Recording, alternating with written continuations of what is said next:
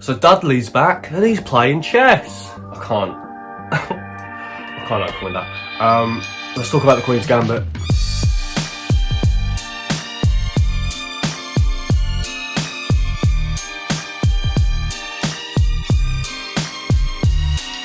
So, I was scrolling on Netflix as we have entered Lockdown 2 Electric Boogaloo, and we know that there's going to be a lot of spare time around, and it basically need to find some shows to binge, need to find something enjoyable, and I came across on Netflix, on the trending section, something that on the surface did not look like it would interest me in the slightest. I've never had much interest in the game of chess, but upon watching the trailer, very soon you kind of realise that that's just kind of the surface layer of this show's depth, and there is a lot underneath to unpack. And I've only watched the first 2 episodes, so this is first thoughts, but I found it so compelling and enjoying that I wanted to get in front of a camera and have a little chat about it, and I'm surprised that more people aren't talking about this show. Although I don't want to use that wording, because the last time I said that on YouTube, I said how a show was underrated and more people need to talk about it, and then it got cancelled.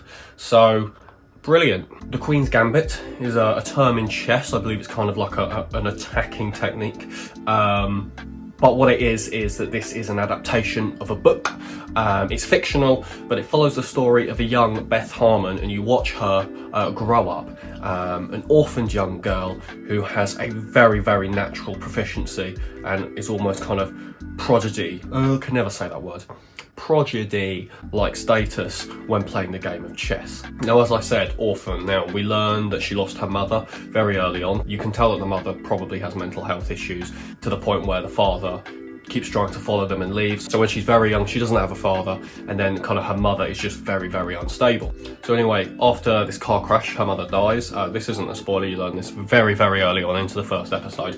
She has to go to an orphanage, and it becomes very, very apparent that because of the way she has grown up, that social situations are a bit different, you know, growing up with other people, and the only time that she kind of comes out of her shell properly and shows her kind of ability and how she can thrive and how that she's incredibly intelligent. Because even though that she's doing well in class, the only time she feels really calm, it seems, is when playing the game of chess. And she meets a janitor working at this orphanage who teaches her the game and quickly realises that she has an incredible talent. Now, the whole concept of chess, that she is incredibly good at it and she has this very kind of analytical mind and she can kind of predict moves before they happen, that's actually just kind of on the top, because underneath is a fantastic, compelling story about overcoming addiction, feminism, womanhood, and what it was like being a woman during the Cold War period of the 1950s through to the 1960s. Now, what I mean by that is something that really struck me in these first episodes, is that the girls in this orphanage are given vitamins. And when I say vitamins, I did a bit of research, and they are basically tranquilizers that they used to give women to like subdue them, you know, keep them in their place, keep them docile and calm, which is astoundingly shocking. And it quickly kind of contextualizes what it is like being a woman, and particularly in this case a young woman, that doesn't really have a support network, that doesn't have any parents or family that she can rely on. But they're just given these tranquilizers just, you know, to keep them in their place, to keep them proper, which is what this orphanage seems to all be about. And surprise, surprise, our protagonist becomes addicted to them and starts to develop a real problem. And this kind of grows as her interest and talent in chess does as well, to the point where she even breaks into a medical counter and gets caught overdosing on these tranquilizers. Now, we jump forward a little bit. She gets adopted.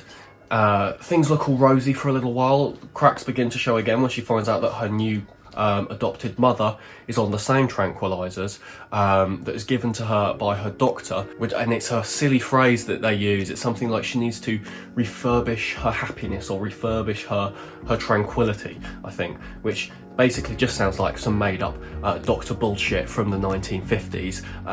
You know, you shouldn't be having emotions, you shouldn't express yourself that your husband's going away and not coming back and you don't know what he's doing. A lot of women, sadly, in the past were kind of just prescribed this big blanket term called hysteria, that was kind of any display of emotion needs to be shunted and shut down. And I think it kind of, with that context, it makes this story even more compelling, watching Beth's kind of rise, but you're also worried that there's going to be a fall coming as well, almost like a Greek tragedy.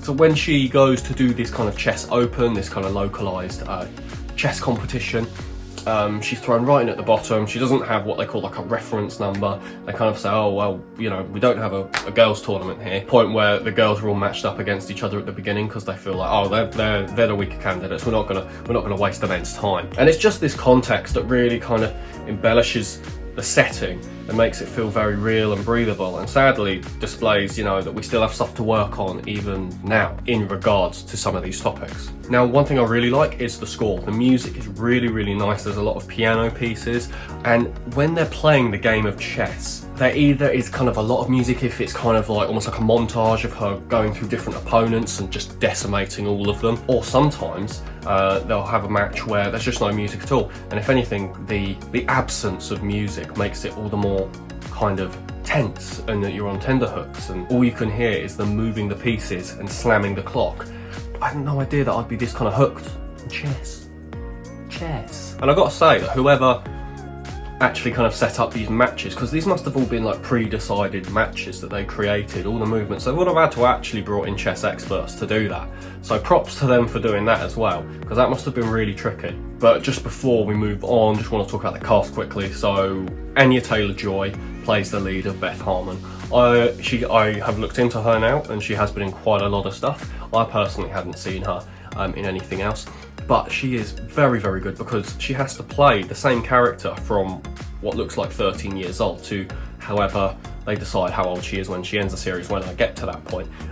So very, very diverse ability. She kind of gives off this standoffish vibe because of the way the world has treated her, this kind of innocence and naivety at the same time, and she's just very intriguing to watch. The other kind of person you might recognise is the kid that still looks like he's about 13, crops up every couple of years in like a well-known film.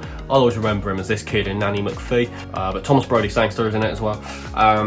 It's looking really good, and I think it shows that Netflix have a real flair doing limited series, so when they're not expecting to do like a season 1, 2, 3, 4, just a strong one season mini-series, and they've done this a couple of times now, and yeah, I'm hoping to see more stuff similar. So if you enjoyed the video, if you like the show, I know I've kind of just brushed the surface. When I finished it, I might do another video.